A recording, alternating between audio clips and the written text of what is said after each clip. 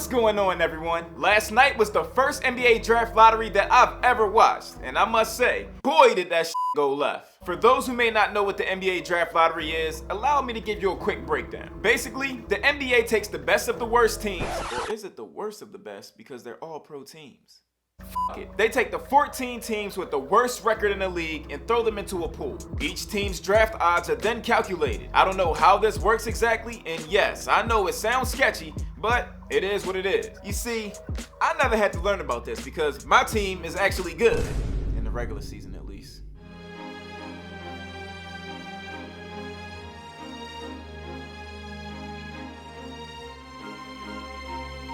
But anyway, the top 3 teams are all given the same odds to win the #1 pick. They decided to implement this in order to prevent trash teams from tanking to get draft prospects. I'm pretty sure you probably heard 1,000 times throughout the NBA season, tank for Zion. Which, I've come to realize ain't that easy. Imagine spending an entire NBA season tanking just to end up with a pick outside of the top 3. Well, no need to imagine because that's exactly what happened. The New York Knicks, Phoenix Suns, and the Cleveland Cavaliers all had a 14% chance of winning the #1 overall pick. Instead, the pick somehow went to the 33-win New Orleans Pelicans. And you can tell by the look on Zion Williamson's face that he was thrilled. And oh no, it gets worse. As if that wasn't bad enough, the 2nd overall pick went to the 33-win Memphis Grizzlies. Bro, the Suns, Knicks, and Cavs didn't even win 20 games. But all hope actually wasn't lost. For the first time since they had Carmelo Anthony, the Knicks actually came in the clutch. Even though majority of their fans are currently on suicide watch, probably strangling themselves with their Timberland laces,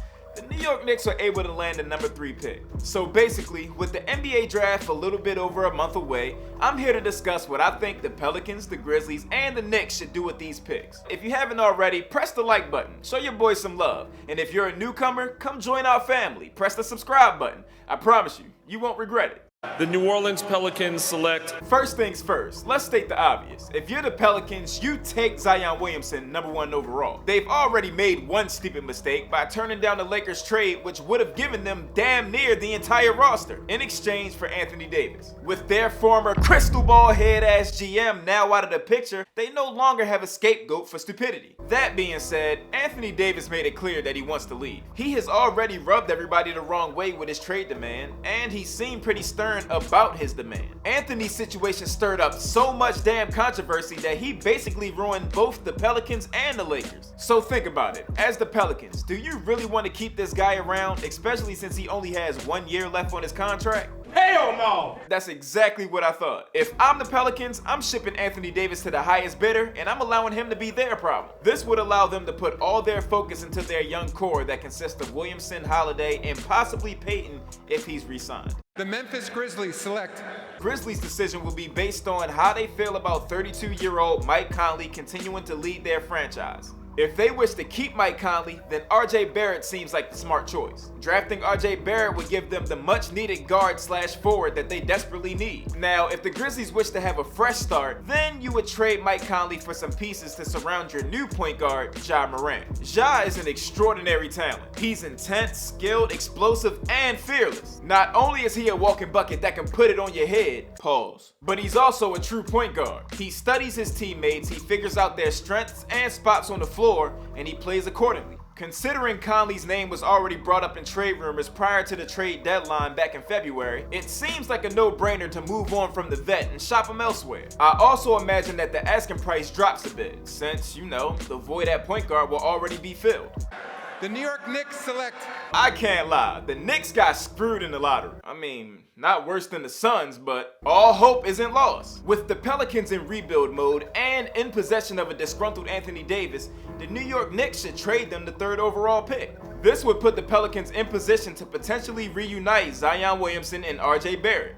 Not only do the Pelicans get rid of their problem, but they also acquire a player that already has chemistry with their #1 pick. That bond alone helps them speed up the chemistry building process, which ultimately makes or breaks a team. The Knicks, on the other hand, get themselves a franchise player in Anthony Davis. Now, some people may argue that this is a lousy idea because that means the Knicks will be trading for a 1-year rental. But let's keep in mind the big names that are going to be free agents this year. Kawhi Leonard, Kyrie Irving, Jimmy Butler, Kevin Durant, and a couple of others. Nothing attracts star star free agents than the idea of playing with other stars. So long story short, what I'm trying to say is that the Knicks will be playing chess with this 1-year rental. Quick breakdown. They acquire AD, they use him to lure a superstar or two into New York, so this way, if AD does leave after the 1-year rental, you're still set for years to come. At first you had my curiosity, but now you have my erection. Pause. Now, before I get out of here, I gotta bring this up because a lot of people brought this to my attention. A few people who I've shared this take with basically came to me asking about the Los Angeles Lakers because they have the number 4 pick.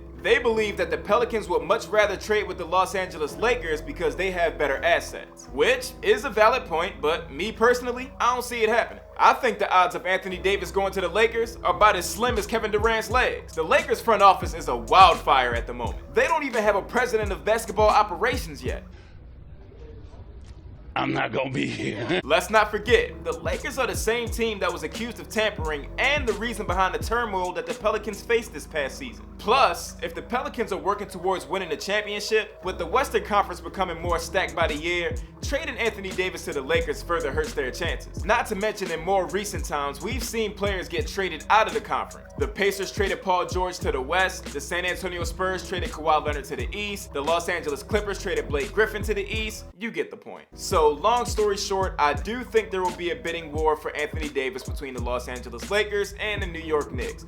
But I feel like if the Knicks offer that 3rd overall pick, which potentially may be RJ Barrett, then AD is as good as theirs. Let me know what you guys think in the comments. Once again, if you haven't pressed that subscribe button yet, go ahead and press that thing, player. Because today, we're starting our journey to 100K. And to those who have already been supporting me, you know I got nothing but love for you. Till next time. It's only entertainment.